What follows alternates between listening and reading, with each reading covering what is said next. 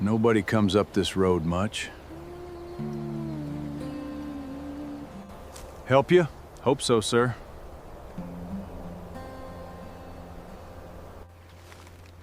For a roof and a meal, I'll mend what wants mending. We don't take on hands. Can't feed the ones we got. Much obliged, sir. Grandpa, he's hungry.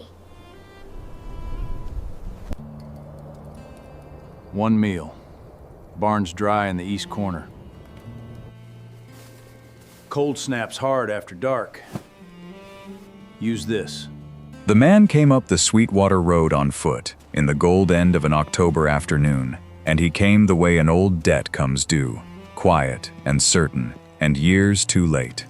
Walter Hale saw him first from the porch, where he had taken to sitting because sitting was easier than being inside a house grown too big for the three of them. A dark figure against the cottonwoods, and the cottonwoods gone the color of struck matches. That hard, bright yellow autumn brings to Wyoming right before it takes everything back. No horse, no wagon, just a man walking, a canvas roll slung over one shoulder, and a hat pulled low, moving like someone who had learned, a long while ago, not to waste a single step, or a single word, or much of anything at all. Behind Walter, through the open door, came the small sounds of the children. Pearl humming to a rag doll, Wesley scraping the last of the beans from a pot he'd been told to leave for morning. 6 and 9, not his to raise, and yet the only ones left to raise them. Walter set his coffee down on the rail and watched the stranger come, and felt, without knowing why, the old grief turn over in his chest like a stone in a creek. He had buried a wife 11 years back. He had buried his son Thomas and Thomas's wife this past spring, side by side, when the fever went through the low country and took the strong along with the weak. What the fever left him was 2 grandchildren, a mortgaged half-section, and a tiredness that had nothing to do with sleep. He was 59 years old, and most mornings the day was already too long before it began. The stranger stopped at the gate. He didn't open it. He stood with his hand on the top rail and waited, the way a man waits who knows he is asking for more than he can pay. Help you? Walter didn't rise. Hope so. The man took off his hat, which surprised Walter. Most drifters had forgotten how. He was young. 27, maybe, though the road had put 10 hard years on top of that. A jaw that hadn't decided on a beard, and eyes that were steady and a little sunk, and did not go roaming over the corral and the stock and the tack the way a thief's eyes went. I've been walking since Pathfinder. I can see your off-horse is favoring a foot, and your fence wires slack on the whole north run, and you've got a wood pile that won't last a hard month. He said it plainly, no boast in it. I know stock. I know a working place. Give me the barn to sleep in, and I'll mend what wants mending, and put a winter's wood by. For a roof and a meal. That's the whole of what I'm asking. Walter looked at him a long moment. The word no was already in his mouth, familiar and cheap. He'd heard this speech before, or close to it, from men who drank the liniment and left with the good rope. Charity out here had a way of costing more than it saved. Yes, sir, I have. What's your name? Amos. Amos Cade. The name meant nothing to Walter. It would, before the week was out, but not yet. We don't take on hands. Can't feed the ones we got. Walter stood, slow, his knees speaking up the way they did. There's a town 9 miles on. They sometimes need a back for hire. Amos nodded, like a man receiving a thing he'd expected. He put his hat back on. He didn't argue, and he didn't beg. And that, more than anything he'd said, was what made Walter hesitate. A begging man you could turn away clean. A man who simply accepted his refusal and turned to walk back into the cold, with nothing left him something to answer for. It was Pearl who settled it. She had come to the doorway with her doll pressed to her chin, and she looked at the man at the gate the way children look, straight through the front of a person to whatever's behind it. "Grandpa," she said, "he's hungry." Walter closed his eyes. "1 meal," he said. "Barn's dry in the east corner. You'll be gone at first light." Amos touched the brim of his hat. Obliged. They ate at the plank table by lamplight, the 4 of them, and the stranger ate like a man taught early that food was not a thing to be trusted to come again. Slow and careful and grateful in a way that had no words in it. Wesley watched him with the flat suspicion of a boy who had appointed himself the man of a house too soon. Pearl watched him with open wonder, and Walter watched his own two hands around the coffee cup and thought about how a table with a stranger at it was still, at least, a table with four. "You got people?" Wesley asked. It came out hard, a challenge. Amos considered the question honestly, the way he seemed to consider everything. "Had a mother. She's a long time gone." He turned his cup a quarter turn on the wood. "Never knew a father to speak of. Been on the road since I was near your size." "Since you were 9? Since I was younger than I should have been." The boy had no answer for that. Something in it landed in him crooked, and he looked down at his plate, and the hardness went out of his shoulders by half. Later, when the children were bedded and the lamp turned low, Walter carried a horse blanket out to the barn against the cold. He found Amos in the east corner with his boots off and his coat spread over the straw, sitting up against a post, awake.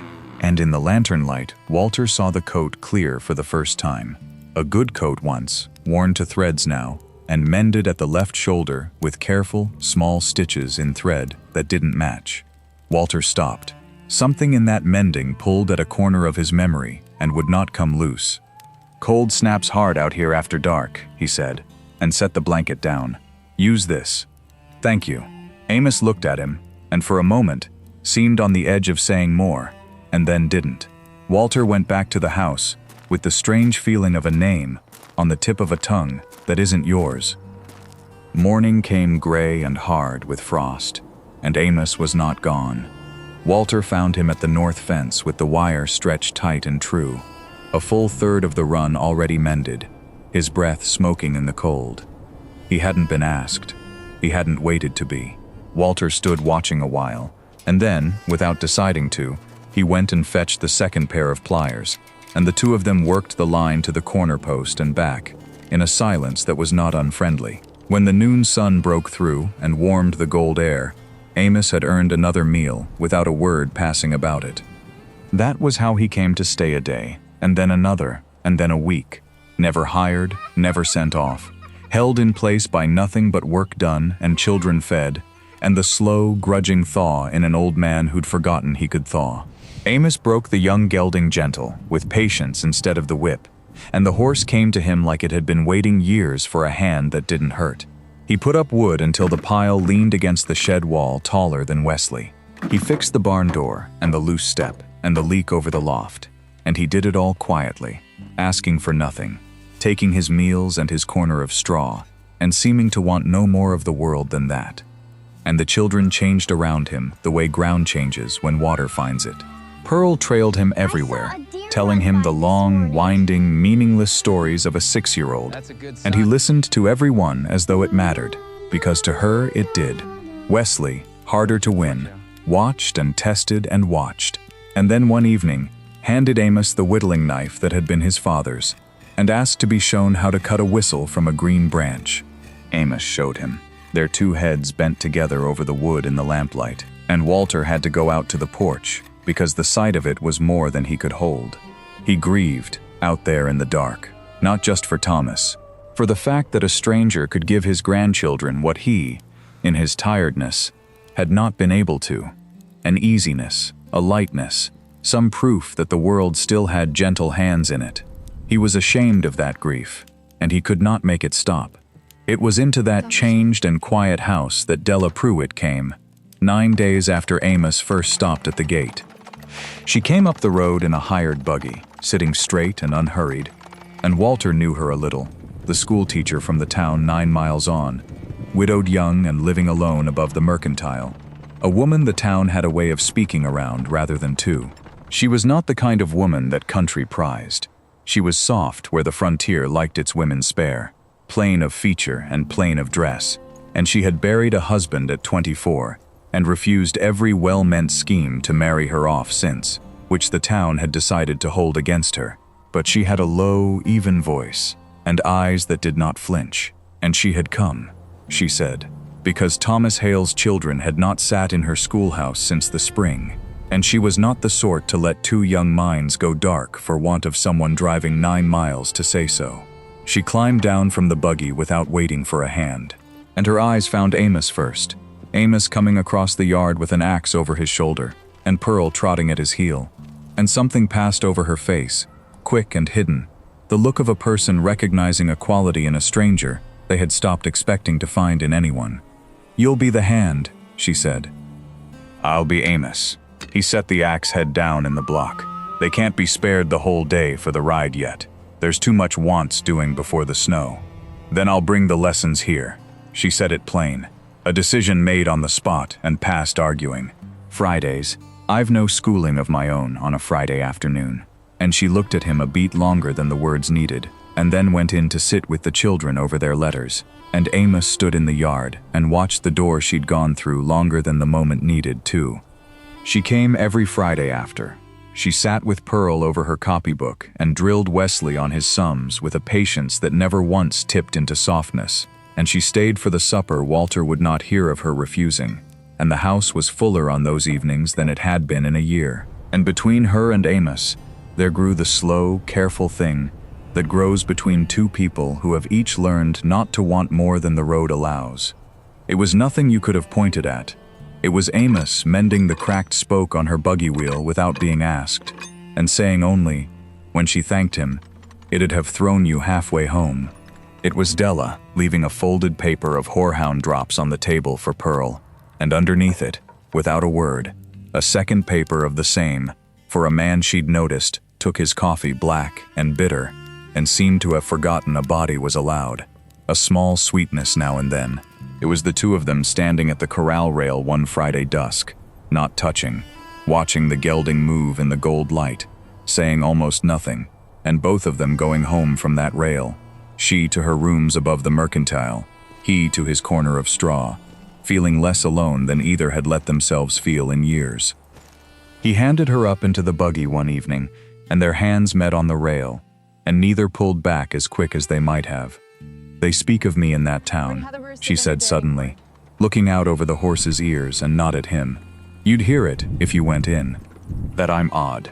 That I kept to myself too long and turned queer with it.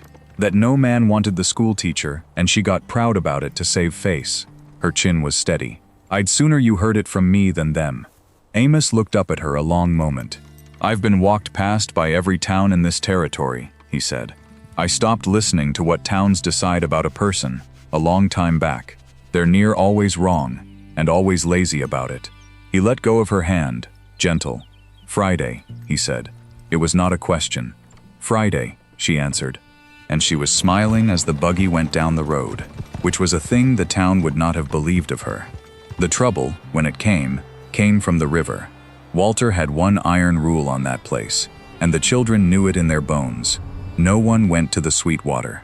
Not to the ford, not to the bank, not near the sound of it, because the Sweetwater was where Thomas had gone under the spring melt trying to bring a stray calf across, and his wife had gone in after him, and the water had kept them both a full day before it gave them back.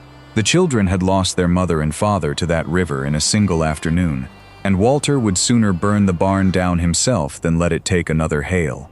But Pearl was 6, and the doll's bonnet had blown off the fence and down toward the willows, and she loved that doll more than she feared a rule she didn't fully understand. She was gone before anyone marked it, slipped off in the low gold light of late afternoon, while Walter napped in the chair the day had beaten him into, and Wesley split kindling out back. It was Amos who noticed the quiet. He'd learned, in his years of watching the world close, that the worst things announce themselves by an absence, a sound that should be there and isn't. Pearl's humming was gone.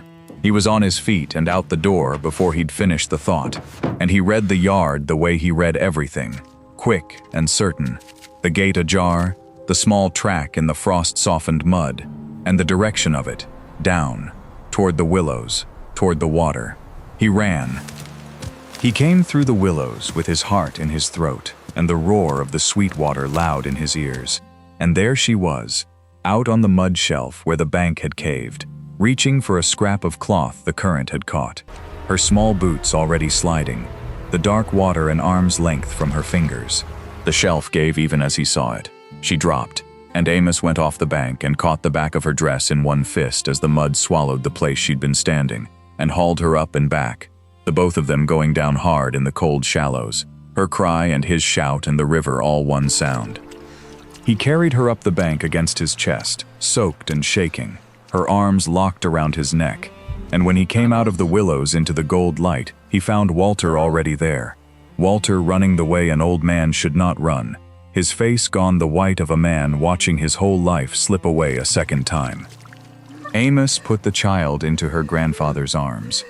Walter held her and shook and could not speak. And into that silence, the deep, ringing silence after the worst thing has come close and passed by, Amos stood dripping and cold and said the thing that had been in him since the first night and had finally come loose. "I know your face now," he said to Walter. "It took me a while. You've aged, and I was half-starved when I saw it, so I might be forgiven for being slow." His voice was low and even, but there was a tremble under it he couldn't hide. 12 years back, on the road below Rawlins, a boy came to a homestead near dead of hunger and cold, 15, and mean with it, and ready to steal what he had to. A young man met him at the gate, didn't run him off, sat him down, and fed him at his own table, and gave him a coat off a peg by the door, because the boy had none. Amos touched the worn shoulder of the coat he wore, the careful mismatched stitches, and Walter's memory came loose at last with a lurch that near buckled him. And when the boy left, ashamed, that young man told him something. He said, "Every man's got a right to somewhere to stop. You just haven't found yours yet. Keep walking till you do." The willows moved in the cold wind. Walter stared at him, holding his granddaughter, and his eyes were streaming. "That was Thomas," he whispered. "That coat's Thomas's coat." "That was your son." Amos's jaw worked. "I've worn it 12 years and mended it 4 times, and I never once found the place he told me about. I've been walking ever since, sir. Every road in this territory, looking for a thing I couldn't have named. And then I came up your road by pure accident, hungry the same as I was that day, and I sat at a table, and there were his eyes looking back at me, out of these 2 children's faces. He looked at Pearl, at Wesley now standing frozen at the tree line, and his composure finally broke, just at the edges. I didn't know whose place this was when I stopped. I swear that to you. I only knew I couldn't leave it. For a long moment, there was only the river and the wind, and an old man weeping over a wet child in the gold light. Then Walter crossed the ground between them, Pearl still in one arm, and put his free hand hard against the back of Amos's neck the way a father does, and pulled the younger man's forehead down to rest against his own. "He was a good boy," Walter said, broken and fierce. "The best thing I ever made. And you carried the best thing in him 12 years down every road in Wyoming and brought it back to his children. He couldn't go on for a moment. You brought it home." They walked back to the house together as the sun went down, all 4 of them, and no one spoke of mourning, or of leaving, or of a barn corner and a single meal. Walter waited until the children were dry and fed and warm before he said it, that night, at the same plank table where it had started. He turned his coffee cup a quarter turn. He'd caught the habit off Amos without knowing it, and he looked at the young man across the lamplight and found it harder to say than anything he'd said in years. "I'm too old to work this place alone," Walter said, "and too tired to pretend otherwise, and I'm done pretending. There's a bed in the loft room that stood empty since spring, and it's a sin the way it stands empty." He met Amos's eyes. "I'm not offering you a hand's wage and a corner. I'm offering you a place in it. This ground, these children, what little there is, and whatever we can make of it. If a man who's walked as long as you have can bring himself to quit walking." His voice thickened. "Stay, son. That's the offer. Stay." Amos sat very still, the way a man sits when the thing he stopped letting himself hope for has been set down in front of him, and he's afraid to touch it in case it isn't real. Before he could find an answer, it was answered for him. Pearl had climbed down from her bed and padded out in her nightdress, and she came around the table and leaned her whole small weight against Amos's arm, as though it were the most natural post in the world to lean on. And Wesley, who had appointed himself man of the house and guarded it so hard, stood in the doorway with his father's whittling knife in his hand, and he said the thing that settled it past all changing. "We already talked it over," Wesley said, and his chin was up, and it shook only a little. "Pearl and me, we want him to be ours. We want him to stay." He swallowed. "You're the one who caught her. Pa would have wanted the one who caught her." The lamp burned low. Amos looked down at the small hand on his sleeve, and the boy in the door with the dead man's knife, and then at the old man across the table, and whatever wall he had spent 12 years building came down all at once and quiet, the way the best walls come down. Not blown apart, just set down at last, by arms too tired to hold them up any longer. "All right," he said, and it was barely a voice at all. "All right, I'll stay." He stayed. He stayed through that winter, which was a hard one, and Della kept coming, through snow now, muffled to the eyes, the buggy runners hissing up the white road, because a Friday had become a thing neither of them would let the weather take. There came an evening, the storm closed early and mean, and Walter would not hear of her starting back, and she stayed the night in the loft room while the men took the barn, and in the morning, Amos walked her out to hitch the horse in a world gone silent and blinding white. He stopped her with a word before she climbed up. He had something in his hand, the coat, Thomas's coat, folded over his arm, and beside it, folded small, a fresh square of good wool cloth he'd bought in town. "The shoulder's near gone through again," he said, awkward, a man unpracticed at asking for anything. "I've patched it 4 times myself, poorly." He held it out to her. "I don't want to give it up, but I'd not mind if it were mended by a hand that meant to stay near it." Della looked at the coat, and then at him, and she understood. The way she understood most things, quick and without needing it spelled. That a man who had never once in 12 years let anyone else touch that coat was not asking about wool at all. "I don't sew as fine as some," she said, low. "You sew like someone who means it," he said. "That's the only kind I've got use for." She took the coat, her fingers closed over the worn shoulder where a dead man's kindness had lived 12 years, and something in her steady face gave way at last, and she did not try to hide it from him, which, for Della Pruitt, was the nearest thing to a vow. "Friday," she said, unsteady. "Every Friday," he answered. "And then, if you'll have it, all the days between." They married in the spring, when the Sweetwater rose brown and fierce, and Amos built the fence along it high and strong, so no child of that house would ever come near the water again. They spoke their vows in the same schoolhouse where the town had spoken around her for years, and the town filed in and filled the benches anyway, and stood outside the door when the benches gave out. The same neighbors who'd decided so surely who she was, come now to watch a drifter take the odd, proud schoolteacher's hand, as though she were the luckiest thing in the territory, which by his lights she was. They went quieter, after, about a woman they'd been so certain of. Della moved her books out from over the mercantile and taught Pearl and Wesley at the plank table now, and the house that had grown too big grew right again.